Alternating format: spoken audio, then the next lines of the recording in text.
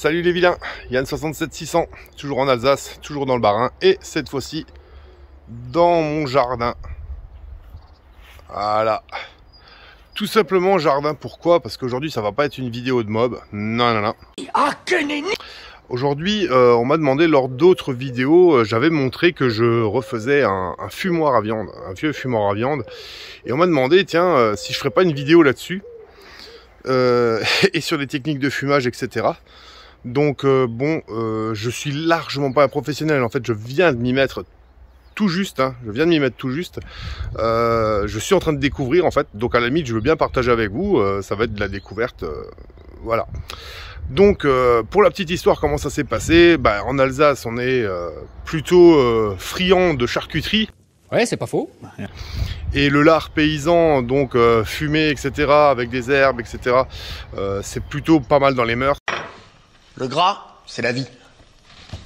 Moi, jusqu'à présent, je prenais toujours ça chez un petit papy qui me faisait ça pour pas trop cher. Et puis tous les ans, j'en prenais pour moi, la famille, les amis, etc.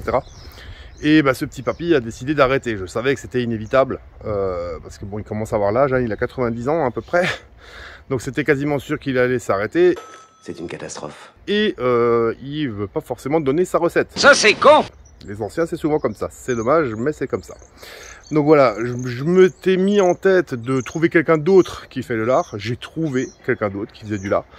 Il le faisait plus cher que le papy et le goût n'était pas le même. Alors voilà, c'est pas qu'il était mauvais, hein, mais il est bon, mais c'est pas la même chose. Oh c'est ballot, hein, c'est ballot. Donc je me suis dit, et pourquoi pas que j'essayerais de le faire moi-même. Ah! Bon, de là commence la mission du combattant. Donc à la base, il a fallu déjà trouver un fumoir. Chez nous, c'est assez compliqué, hein, parce que les fumoirs anciens sont assez recherchés, c'est tout de suite cher. Et puis ça part dans les 2-3 jours. Quand il y en a un sur le bon coin, il part dans les 2-3 jours. Donc c'est assez la misère à trouver. Donc il fallait trouver un fumoir, et puis après, il fallait se renseigner sur tout. Parce que vous n'avez pas idée du nombre de choses à apprendre et à savoir pour faire des tests. C'est abusé. Moi, je pensais pas. Je pensais que allez, j'allais prendre 2-3 bases et tout machin, puis que ça allait aller. Et puis au final, non, c'est pas comme ça que ça se passe. Donc je le disais, première démission, trouver un fumoir. Donc là, on a maintenant celui-là, je vous le montre. Il est ici. Avec sa petite cheminée et tout machin. On va aller le voir de plus près tout à l'heure. C'était pas ça au départ, et j'ai récupéré pour quasiment rien. Je l'ai eu chez un papy qui voulait s'en débarrasser. C'est ce qui s'appelle avoir de la veine, ça, non? Qui passe lui sur un modèle en bois. J'en voyais pas trop l'utilité, puis après j'ai commencé à réfléchir et j'ai commencé à me renseigner, et c'est pas exclu que je fasse la même chose par la suite. Mais donc du coup ouais, je l'ai récupéré, il était cassé. Le fond était pété de rouille, le tiroir était pété de rouille, donc il me l'a laissé pour 20 balles. Ah oui, ça c'est de la veine. D'ailleurs je vous montre comment je l'ai récupéré et comment je l'ai réparé, regardez voir.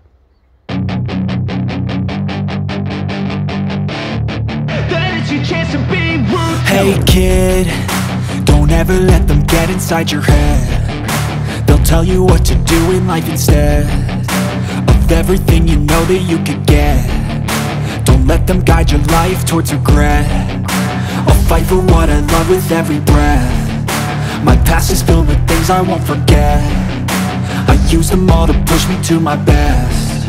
So treat the worst of times just like a test. If only I could go back in time, I'd tell myself that everything will end up alright. Just push yourself, test yourself, figure out what you like, and find your limits, don't be rigid, always work towards a prime.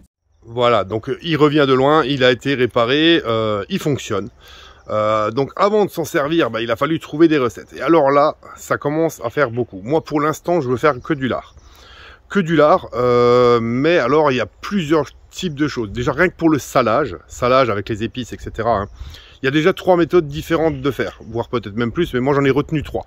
Il y a la méthode en saumure. Donc ça consiste à le tremper dans une solution d'eau salée avec des épices dedans, etc. Machin. Après, une fois qu'on a fait ça, on le laisse sécher de nouveau. Donc immerger, je crois, une quinzaine de jours, un truc dans le genre. Et après, il faut de nouveau le laisser sécher de temps en temps, et après, il faut le fumer.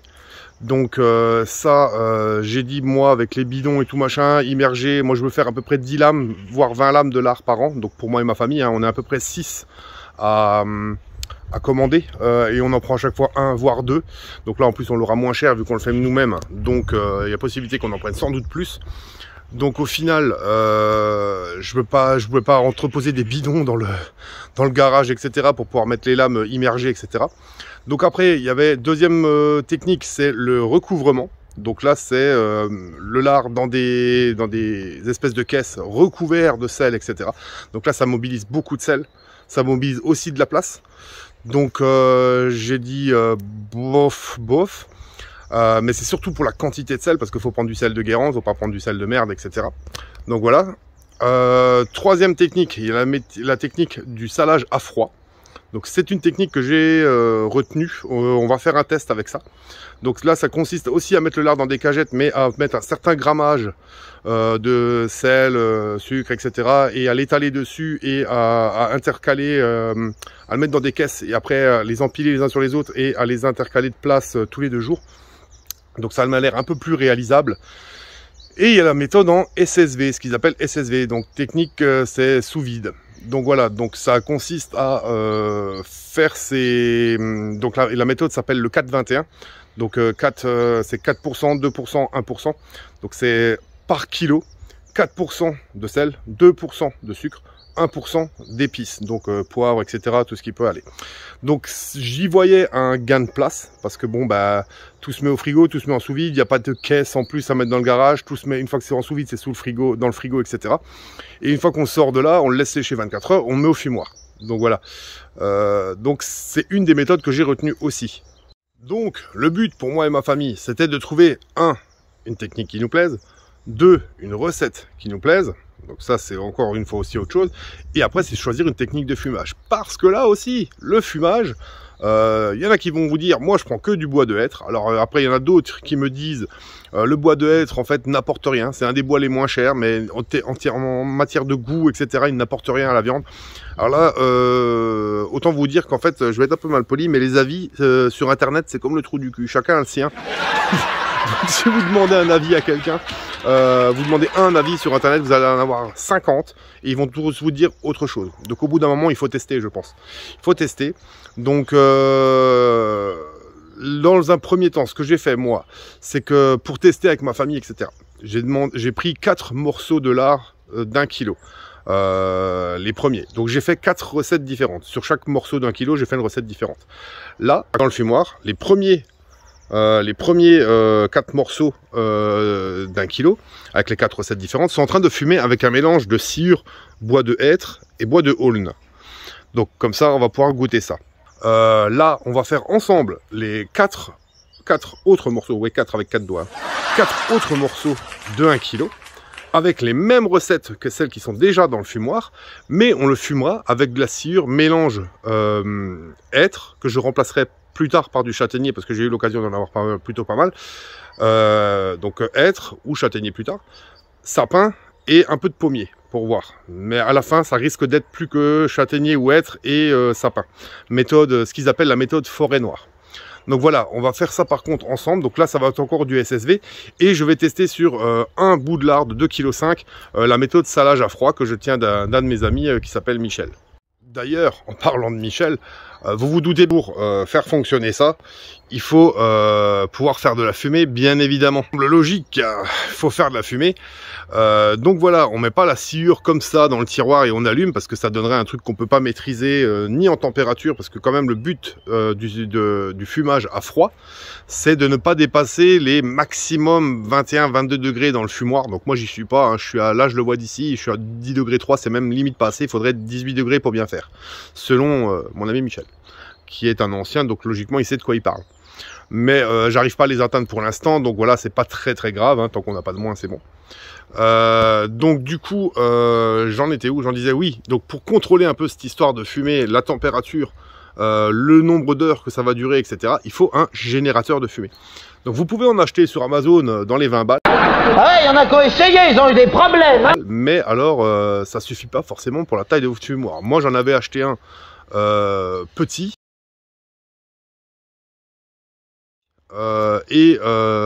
Mon fumoir n'ayant pas de cheminée, Je suis sur un groupe qui s'appelle l'art, donc L-A-R-D, c'était un jeu de mots, l'art du fumage. Et il y en a un qui s'est proposé de me faire ma cheminée là avec truc de tirage. Il m'a dit mais ça suffira pas, ton générateur est trop petit pour ton fumoir, ça va durer 1 heure, 1 heure et demie, tu vas devoir le recharger tous les jours, enfin toutes les 2 heures, c'est une galère. Parce que en termes de fumage, pour moi, je suis à 20 heures par jour au minimum, normalement c'est 20 heures par jour, tous les jours. Pendant 7 jours, après une pause de 24 heures, et après on repart pour 7 jours. Il y en a qui vont dire ça fait beaucoup. Ouais, ça fait beaucoup, mais c'est comme ça que le faisaient les anciens. Donc les anciens, mes arrière-grands-parents, enfin pas forcément les miens, mais les anciens Alsaciens faisaient comme ça. Alors il y en a plein d'autres qui vont vous dire ah ben moi je fume 3 jours à 12 heures par jour, machin et tout. Bah oui, ben ma femme bosse dans une charcuterie industrielle, et c'est comme ça que eux ils le font. Et après ils le vendent au Leclerc. Donc en fait en gros quand tu fumes ton lard 3 jours pendant 12 heures comme ça, bah t'achèterais le lard du Leclerc, ça fait pareil. Et puis du coup au moins tu t'es pas fait chier à le faire toi-même, à alimenter ta sciure et tout machin, voilà. Donc si tu as envie de manger du machin que tu aurais pu avoir en industriel, fais-le. Mais bon, voilà, chacun voit midi à sa porte, hein. Voilà, moi j'ai envie de le faire vraiment comme les anciens le faisaient. Donc du coup, il faut ce qu'on appelle un générateur de fumée froide. Donc j'avais acheté donc ça sur Amazon, je l'ai revendu aussi sec, je m'en suis même pas servi. Et j'ai demandé du coup à mon ami Michel de me fabriquer ça. Et alors ça, comme dirait Pierre Bellemare... Ah ça c'est beau, hein. Je vais essayer de vous le vendre, c'est le téléachat ici. Voilà, donc sinon si vous en voulez un, sans déconner, vous pouvez me contacter et puis je vous mets en contact avec Michel. Il sera ravi de vous en faire un. Par contre c'est vrai que c'est pas le prix d'Amazon. Mais alors ce machin m'a surpris. Parce que, alors celui-là c'était, il l'est fait sur mesure. Donc celui-là il fait 35 par 35 sur 4 cm 5 de haut. Donc il l'est fait sur mesure. Je mets 740-750 grammes de sciure à peu près dedans. Et je l'allume une fois et ça me tient quasiment 40 heures. Donc logiquement à la base j'étais censé fumer 20 heures par jour et faire une pause de 4 heures et puis refumer 20 heures par jour. Ben là je fais pas exactement comme ça. Donc voilà, je laisse fumer 40 heures et puis après je laisse reposer pendant à peu près 9 heures. Et puis après je recommence. Donc voilà, c'est encore une méthode un peu différente. Je vais pas éteindre exprès le générateur. Mais donc voilà, il m'a fait ce générateur qu'on remplit et qui se consume de telle manière.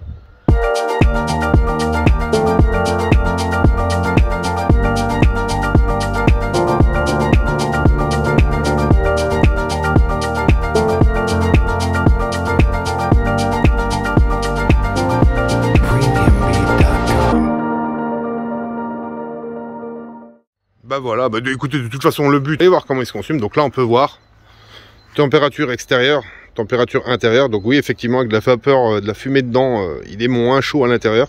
45% d'humidité, donc c'est pas trop mal. Là on voit donc la cheminée qui a été faite avec le générateur de tirage, ici. Voilà, moi je l'ouvre quasiment pas pour qu'il y ait un maximum de fumée qui reste dedans.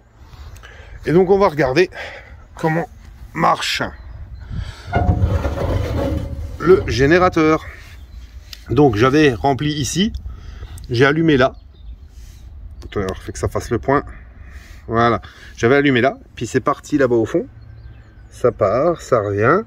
Voilà, et là on est ici. Donc là je sais que une rangée comme ça, ça fait à peu près 6 heures. Donc là j'ai à peu près 12 heures encore de fumée. Donc là on voit bien que ça fume. J'ai encore à peu près 12 heures de fumée devant moi. Donc là, et on va regarder dans le sein des seins. Les 4 premiers morceaux de lard qui sont toujours en train de fumer, demain ils seront seulement à 7 jours. Donc après ils auront une pause de 24 heures et 7 jours. Donc je le rappelle, 4 recettes différentes. Alors j'ai fait un peu le con, il ploie comme ça parce que j'ai mis qu'un seul crochet. Les prochains je mettrai un crochet à chaque bout pour qu'il reste bien droit. Mais donc voilà, ça c'est la sonde de mon thermomètre qui ne touche rien, qui servira plus à rien d'autre, hein. Donc voilà, ça fume là-dedans, on va laisser fumer tranquille. Voilà. Et du coup, pour faire marcher ce générateur, forcément il faut de la sciure. Et la sciure là maintenant du coup ça se passe au garage. Alors vous n'allez pas faire attention parce que c'est le Bronx dans mon garage. Je vais vous montrer mon garage. Ne criez pas. Ne criez pas, même moi je deviens ouf quand je le vois. Tout simplement parce qu'il y a beaucoup des affaires d'été qui sont dedans, donc bâche de piscine, chauffage de piscine, pompe de piscine, les plantes, le barbecue, enfin il y a beaucoup de choses qui sont dedans. Donc c'est abusé comment il est plein comme un œuf. Je suis malade rien qu'à le voir, mais je vous montre donc ça. Attention à vous, c'est le bordel ici on dit. Hein.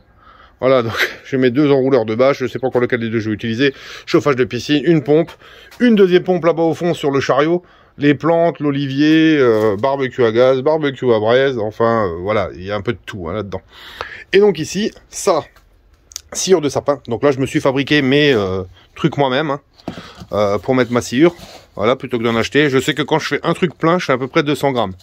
Donc, sciure de sapin, sciure de hêtre, les 2 sachets là, ça je les ai achetés. Donc, c'est des sachets de 15 kg, ce qui fait environ 60 litres. Et ça vaut 20 €. Donc, ça coûte assez cher. Donc, j'ai vu avec mon ami Michel et puis d'autres qui m'ont aidé pour avoir de la sciure moins chère, qui vient de Syrie, donc etc. Donc, les 3 sacs là aussi, c'est du sapin. Donc ça, je vais acheter des tonneaux pour les conditionner. Et là, on a un peu de sciure de pommier. Et là, c'est de la sciure de aulne. Voilà. Et là-dedans, on va retrouver le lard. Donc ça, c'est une lame de lard qui est pour un ami, qu'il récupère là du coup ce soir. C'est celui qu'on a acheté que je disais qui est bon, mais qui est pas oufissime, pas aussi bon que celui que me faisait le papy. Et ça, c'est la lame de lard qu'on va débiter en 4 morceaux d'1 kilo, à peu près, hein, à la louche, et qu'on va faire aujourd'hui pour faire les 4 morceaux avec la même recette, mais avec du coup une technique de fumage différente. Allez, je vous reprends une fois qu'on est en haut et qu'on va couper les morceaux. Ciao. Bon, nous voilà sur la table. Petit zoom arrière. Donc, l'appareil de machine sous vide. Alors ça, je l'ai mis juste pour, quand il y a le morceau de lard, le mettre là-dessus, dans le sachet de sous vide, pour pouvoir être, entre guillemets, à niveau, pour faire le vide dedans. Parce que je me suis aperçu que quand ça pose sur la table, c'est pas forcément évident d'avoir le truc au bon endroit pour faire le vide. Là, j'ai déjà préparé quelques épices. Alors, il y a du poivre 5 baies, du sel nitrité. Certains vous diront, il n'y en a pas besoin. C'est pas faux, il n'y en a pas besoin pour remplacer qu'avec le sucre roux. Moi, je rajoute du sucre roux. Tout simplement, je le mets parce que je l'ai déjà acheté. Donc, je l'utilise. Et puis, ce que j'aurais pu, quand il n'y en aura plus, j'en rachèterai pas. Et le sel de Guérande. Donc là, j'avais rempli mon pot, mais je vais d'abord vider le sachet. Donc, il vous faut la balance de cuisine avec un pot pour mesurer les épices. Et on est là, donc, sur un morceau de lard qui fait à peu près de la poitrine, hein, qui fait à peu près 4,5 kg. Donc, on va essayer de le couper en 4 parts égales. C'est pas forcément évident, mais on va tâcher de se le faire. On se tente à l'œil, hein, on se le divise en 4. Sachant que là, il est plus épais que là, donc on va faire un morceau comme ça. On n'a pas peur, on taille dans le gras. Voilà. Premier morceau. Donc bien évidemment, la table a été nettoyée avant, hein. On s'en doute quand même. On n'est pas chez les crados ici. Alors, on en refait un. Je vais faire un morceau un peu plus large. Parce que on est sur du plus fin un peu par là, donc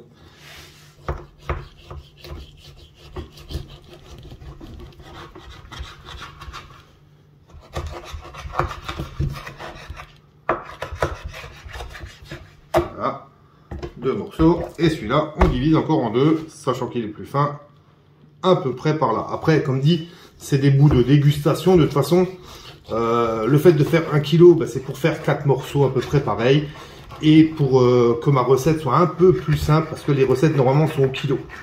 Donc si je fais pas des 200, trop de 200 grammes, 300 grammes, j'ai pas besoin d'adapter, c'est juste pour ça. Alors, voilà, 4 morceaux, on va les peser, on va voir ce que ça donne. Donc, c'est là qu'on va voir si j'étais pas mauvais. On allume la balance. Il y a déjà 0 parce que ça a fait la tare automatique. Donc, on rappelle que j'aimerais bien avoir 1 kg, moi, ici. Hein. Donc, on va voir ce que le premier morceau dit. Ah. Alors, attendez voir. 0. Voilà. On va le mettre dessus.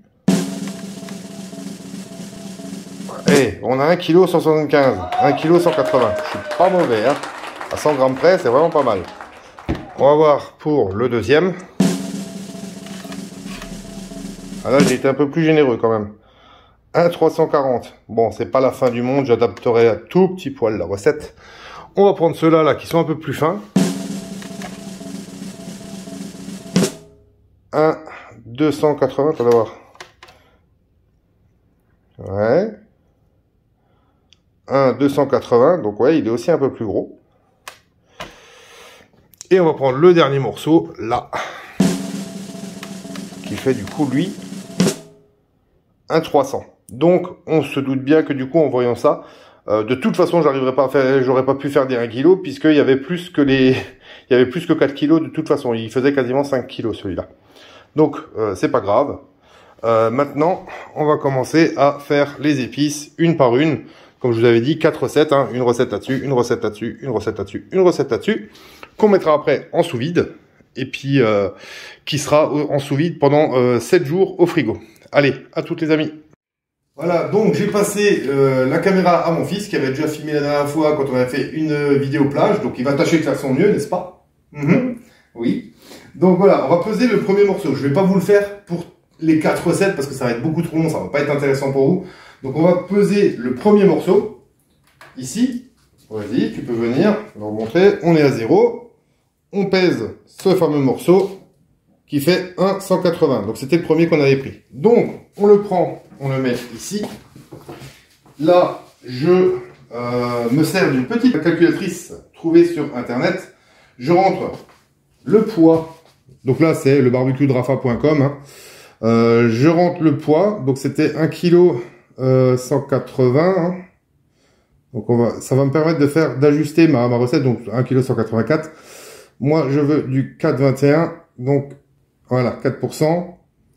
Il me dit 47 g de sel, 23 g de sucre, 11 de poivre et 5 d'épices, mais là du coup je mettrai que le poivre. Donc on part sur 47 de sel, sachant que moi je fais moitié sel de Guérande, une partie de sel nitrité, beaucoup moins de sel nitrité. Donc 47 grammes, on va faire 37 grammes de sel de Guérande et les autres 10 grammes de ça. Donc, ah oui, on va déjà commencer par vider ça. Et ben vous voyez, rien que là-dedans, j'en ai déjà trop. Voilà, je suis à 100 grammes.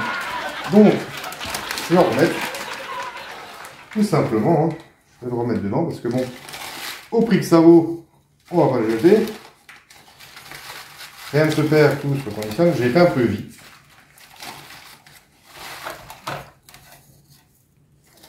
Parce qu'on n'a pas l'impression, mais donc, on a dit 37 grammes, plus ou moins, grosso modo. Donc là, on est à 24. Alors la balance aussi a un temps de réaction, donc il faut s'adapter aussi à ça, hein. C'est pas de la grande... Voilà, 37 grammes. Et pour arriver au 47, 10 grammes de sel nitrité. Là, donc, on va faire très doucement parce que celui-là, pour l'enlever, il est beaucoup plus fin. Ça serait plus problématique. Voilà. Voilà. Allez, je suis même à 49 grammes. C'est pas la fin du monde, hein. 49 grammes. Donc, on disait après, sur la calculatrice, il me disait 23 grammes de sel de cassonade. Donc, on va dire que je fais 50 grammes de sel. Donc, 5, 6, 7, 73 du coup. Il faut que j'arrive à 73 grammes.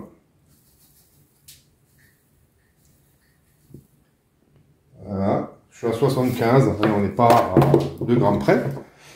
Et donc, après, il me disait 11 grammes de poivre. Et normalement, 0,5 et 5 d'épices. 0,5. Moi, je vais juste mettre le poivre du coup. Donc, 11 grammes. On devrait arriver à 86, logiquement, à peu près. Alors ça a l'air en volume beaucoup. Et au final, ça pèse quasiment rien. Voilà. 86 grammes. J'y suis pile poil. Voilà. Donc, là, on voit notre mélange. Moi, je touille un peu. Alors ça, c'est la recette, entre guillemets, basique, la plus simple. Donc, on touille un peu, on va là, et après, on vient là, Et on en met donc sur notre lard. On racle bien le fond du pot. Voilà. Tac. Et là, on le fait pénétrer bien dans les rainures du lard. On met dedans. On met sur le côté. Alors je le rappelle, hein, je suis pas un professionnel. C'est la première fois que je fais du lard. Je suis encore dans les tâtonnements, les balbutiements. Donc pour les puristes qui pourraient voir ça et qui diraient ah mais non c'est pas comme ça qu'on fait, un peu de tolérance les amis. Voilà. Donc je me remets. Donc voilà. Là pour l'instant je le laisse comme ça. Donc on prend son morceau. Et magie du cinéma, la plaque elle est apparue, elle n'était pas là avant. Hein? Ça vous la coupe, hein? Voilà. Ça vous la coupe. Donc j'ai été chercher ça. On récupère le reste du sel qui est de toute la préparation qui était prévue pour cette lame de lard-ci. On récupère, on le met dessus. On étalera mieux après. Voilà. Donc ça, c'est une cagette qui est super pratique. Voilà. Voilà. Donc on fait ça, on étale un petit peu. Basta. Voilà. Donc, ça, machine à sous-vide. Qui vient du commerce, qui vaut pas très cher. Donc là le sac est ouvert, donc on va le laisser dépasser. On fait attention à ce qu'il n'y ait pas de trait tout dedans. On va déjà voilà, on entend bien les clics. On va bien déjà le faire chauffer, s'il veut bien. Voilà, comme ça on ferme le fond du sac. On attend un peu, hein. Voilà, ça clignote. Voilà, maintenant on est censé pouvoir l'ouvrir et on a une belle soudure. Voilà, voilà, tout le long. Donc notre sac est fermé. Maintenant on regarde ce qu'il nous faut pour notre morceau de lard. Donc notre morceau de lard il n'est pas très très grand, donc on va renrouler un petit peu. On va renrouler un peu, voilà, un truc dans ce goût-là. Et on va couper notre sac, tout simplement comme ça. Elle est pratique cette machine. Voilà, ça je vais l'enlever là, on n'est pas besoin. Là, ça c'est ma femme qui m'a montré parce qu'elle fait ça assez souvent dans son boulot. Donc je retouche parce qu'il faut que les soudures, les bords de la soudure restent bien propres après pour pouvoir le faire le sous-vide. Donc je replie bien les bords. Je mets mon morceau de lard dedans, en essayant de garder la mixture dessus. On pousse le plus au fond possible. Voilà. Et on vient ramener ensuite les bords devant. Voilà. Voilà, comme ça, tout le long. Ah, j'ai peut-être été un peu radin. Voilà, donc là c'est pareil, on va essayer de récupérer un petit peu, parce qu'on l'a payé aussi, hein. L'air de rien. On l'a payé aussi. Donc, on prend ensuite notre morceau de lard, on le met là-dessus, vous voyez ce que je disais, ça tombe bien pile poil, le fait de l'avoir là. Si on ne met pas ça, ça fait comme ça, c'est un peu plus chiant, vous voyez. Donc c'est la petite astuce du chef. Donc on veille bien avoir ça très propre, ça c'est ma femme qui me l'a appris. Il faut que ce soit très propre pour pouvoir faire le vide et ensuite faire la soudure. On met ça là-dedans, dans l'espèce de rigole là qu'il y a. Voilà, on ferme, on s'assure que ce soit bien. Tac, on ferme bien des deux côtés. Et là on appuie juste là-dessus. Donc on le laisse sur dry parce que c'est un aliment humide, hein, c'est du lard, il y a de l'humidité dedans. Et là c'est vac plus seal, donc c'est évacuation plus scellage. Donc là, il va faire le vide et il va fermer.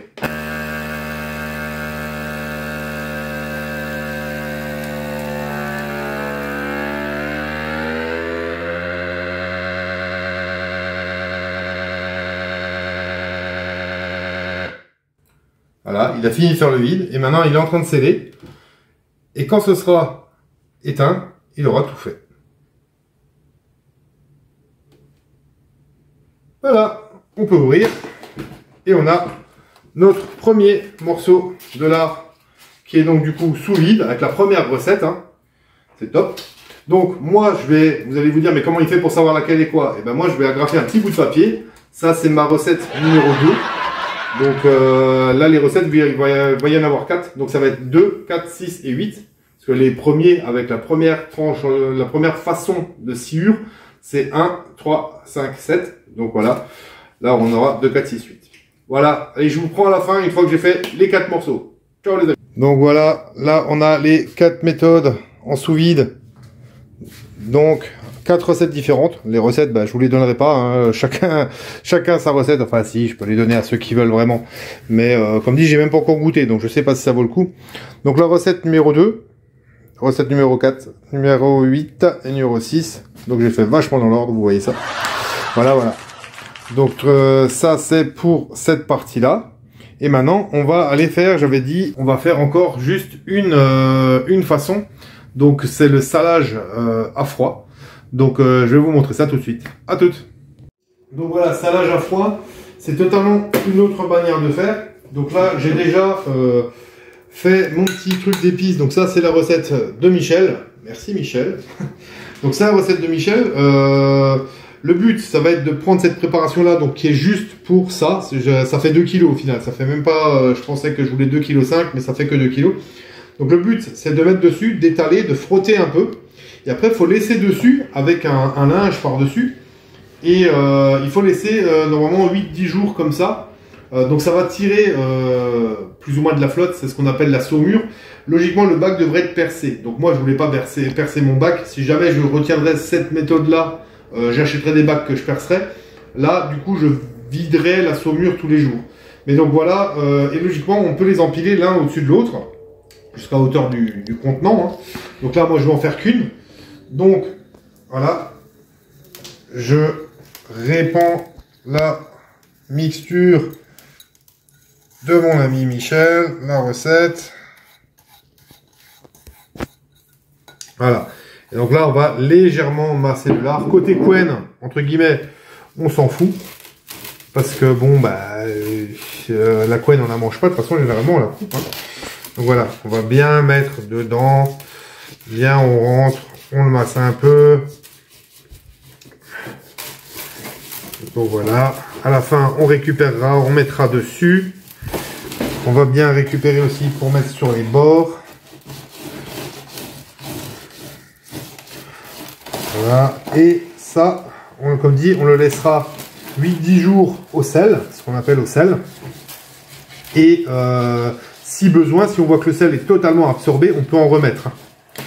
8-10 jours au sel. Après, ce sera 24 heures de séchage, puis fumage.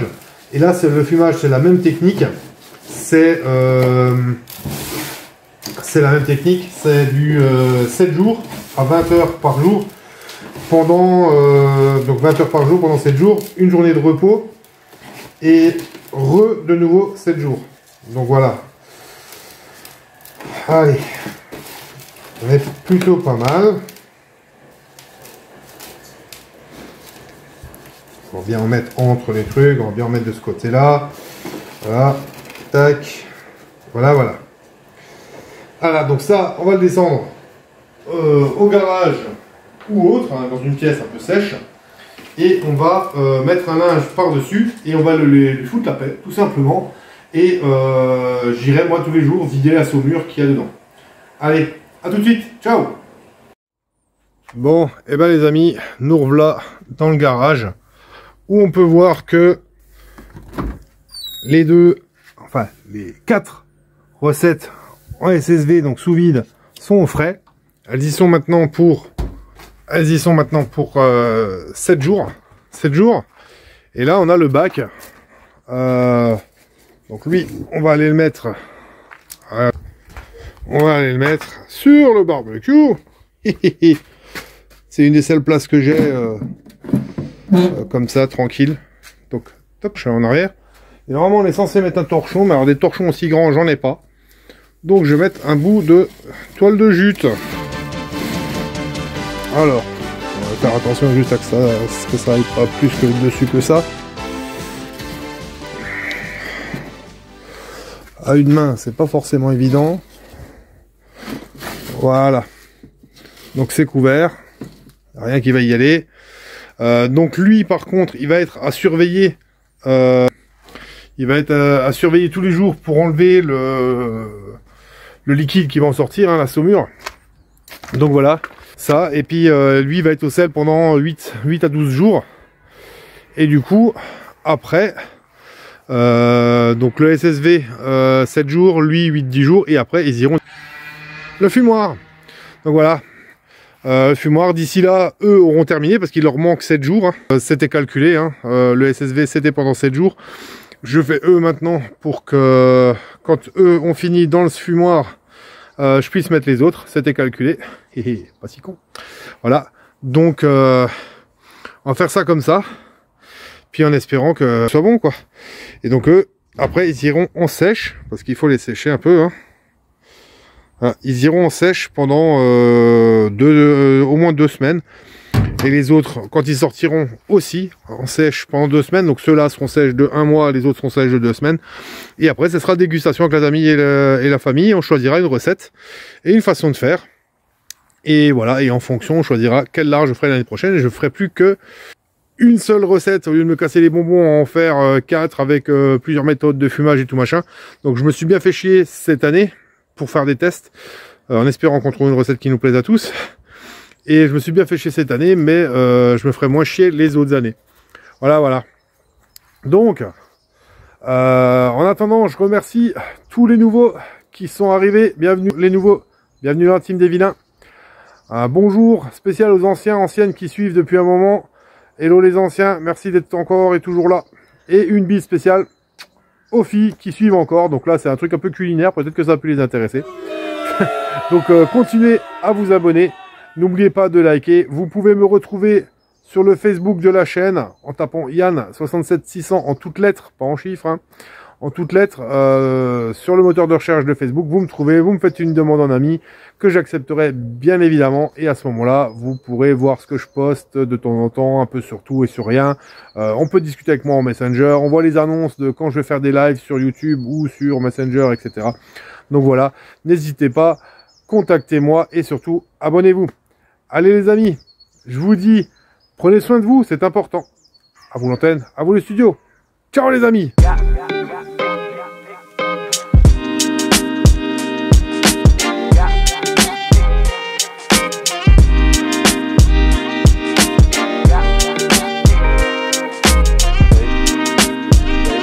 Premiumbeat.com